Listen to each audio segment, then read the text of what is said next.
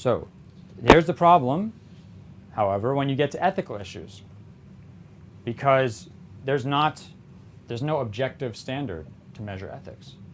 There's no objective standard to measure right and wrong. Because right and wrong are different for different people. There's no, what? I find that. You don't agree? No. I think Really? You're not an Ashari. You're not, I mean, what is, so, you know, who came up with this crazy idea that there's no such thing as universal right and wrong? Which like crazy lunatic came up with this idea? This is Protagoras. This is one of Plato's, opponents in Plato's mind, Protagoras. This is what the sophists are accused of not believing in universal rights and wrong. They said right and wrong are relative to what city you're in. Right and wrong are based on convention. They're based on culture, which is exactly what Sunni Muslims say. I don't know about Twelver Shia.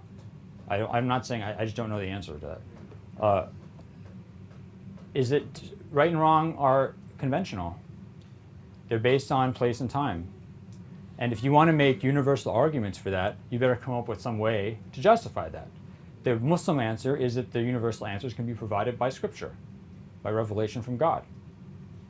Other arguments for universal rights and wrong now are based on things like human rights, universal human rights. The problem with that argument is that they keep adding more human rights, and you sit and wonder that 1 year something's right, and the next 10 years later it's wrong, or vice versa.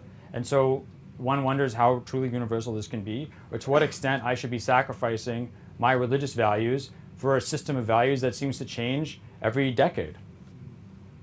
Right? And this is, yeah. I think, after you finish on the answers about questions, another question. I think I wrap it up and we'll come back at 2 o'clock. Sorry, I don't mean to go beyond. Because I think- He asked this gigantic question. I mean, you should be. So the issue then, I'll be done. I'll finish presently. Can we So- do one more question?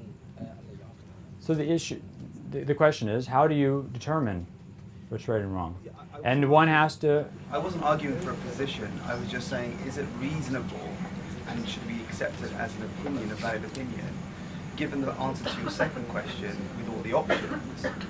Could someone revisit the age of Aisha and say, for ethical reasons, maybe it's not true? That's what I was asking.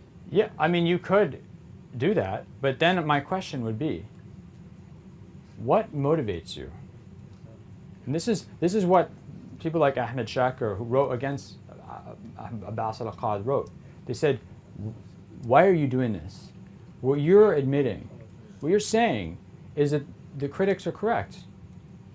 Where do you get your values, is he saying? Where do you get your values? Do you get them from your religion? Or do you get them from some other culture that, by the way, 10 years ago didn't care about this? I do find that a bit simplistic. No, I don't think it's simplistic at all. Because there are hadith that talk about, for example, the offspring of the adulteress is worse than the adulterer. And guess what? They don't interpret these. Vast majority of Muslim scholars either say that hadith is false or they interpret it figuratively. But why? Because ethically that doesn't make sense. Because the person, لا تزر وازرة وزر أخرى. How can somebody be blamed for something that is not that they didn't do? But that's an ethical precept. That is a Quranic ethical precept. Yes, of A course. Quranic ethical precept, not one based on external sources. But hold on, but there's a hadith that actually states that, so we have to balance that out with the precepts that we have. And the Quran speaks about Islamic precepts.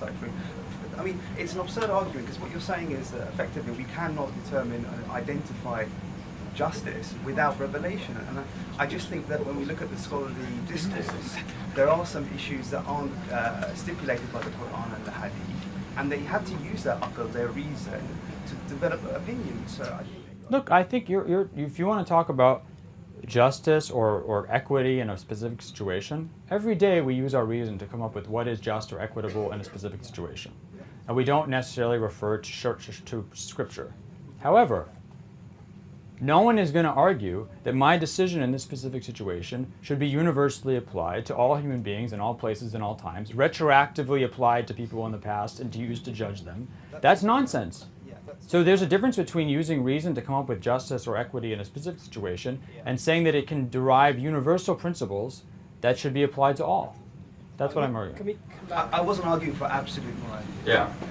Just one. Sorry, one more question. Apologies